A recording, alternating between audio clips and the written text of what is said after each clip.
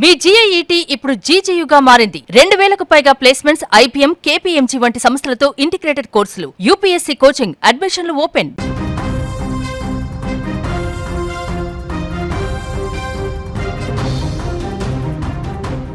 ఒకే కుటుంబానికి చెందినటువంటి 7గురు చనిపోయినటువంటి ఘటన ఇప్పుడు అందరిని కలిచివేస్తుంది.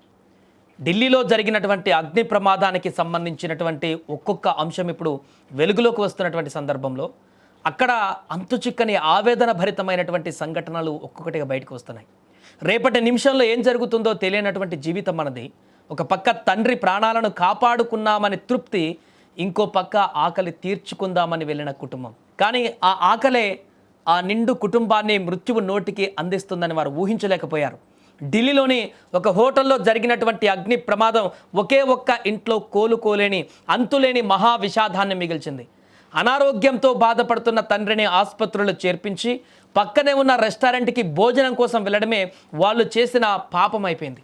ఆ కుటుంబాన్ని అగ్ని రూపంలో వెంటాడిన మృత్యువు మంటల్లో సజీవ సమాధిని చేసేసేసింది. గురుగ్రామ్కు చెందిన వివేక్ అగర్వాల్ కుటుంబం అది.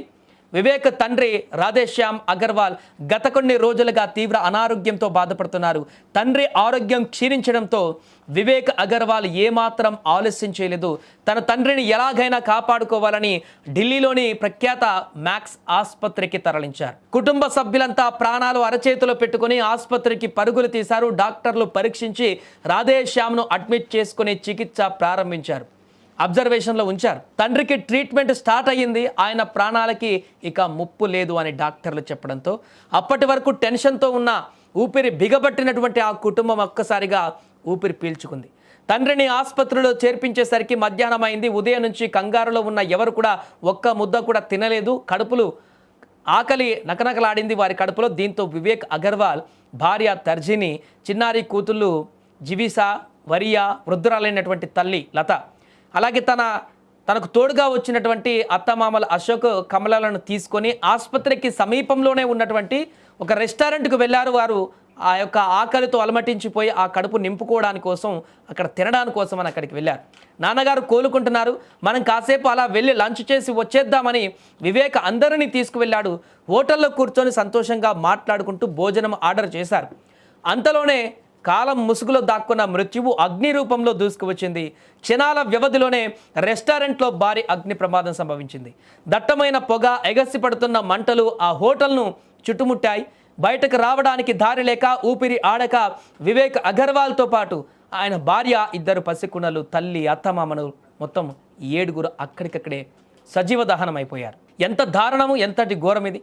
ఎవరి ప్రాణాలైతే పోతాయని భయపడి ఆసుపత్రికి పరుగులు తీశారో ఆ ఆసుపత్రి బెడ్ పైన ఉన్న ఆ తండ్రి రాధేశ్యామ్ ఒక్కడే ఇప్పుడు బతికాడు. తన కోసం వచ్చినటువంటి కొడుకు లేడు, కోడలు లేదు, కళ్ళల్లో పెట్టుకొని చూసుకునే మనవరాలు లేరు, జీవిత భాగస్వామి లేదు, వియ్యంకులు లేరు. ఒకే ఒక్క ప్రమాదం ఒక నిండు వృక్షం లాంటి కుటుంబంలో కన్నీటి విషాదాన్ని నింపింది. రేపొద్దున రాధేశ్యామ్ కళ్ళు తెరిచి నా కొడుకు వివేక్ ఎక్కడా, నా మనవరాళ్ళు ఎక్కడా అని అడిగితే అక్కడ ఉన్న డాక్టర్లు కానీ, బంధువులు కానీ ఏం సమాధానం చెప్పాలో కూడా తెలియనటువంటి పరిస్థితి. నిన్ను బతికించడానికి వచ్చిన నీ సర్వస్వం బూడిదైపోయింది అని ఆ ముసలి తండ్రికి ఎలా చెప్పాలి? ఈ నిజం తెలిస్తే ఆ గుండె తట్టుకోగలదా? ప్రస్తుతం ఈ కన్నీటి గాథ అందరినీ కలిచివేస్తుంది. ఢిల్లీలో జరిగినటువంటి దారుణమైనటువంటి అగ్ని ప్రమాదంలోని దృశ్యాలు ఇవన్నీ. ప్రకృతి ఆడిన ఈ వింత నాటకానికి, విధి చూపిన ఈ క్రూరత్వానికి సమాధానం లేదు. ఒకే చితిపై ఒకే కుటుంబానికి చెందిన 7గురి శవాలు కాలుతుంటే ఆ దృశ్యం చూసి ఢిల్లీ నగరమే కన్నీరు పెట్టింది. ఆసుపత్రిలో ఒంటరిగా మిగిలిపోయిన ఆ తండ్రి రాధేశ్యామ్కు ఆ దేవుడు ఆ బాధను తట్టుకునే శక్తిని ఇవ్వాలని కోరుకుందాం.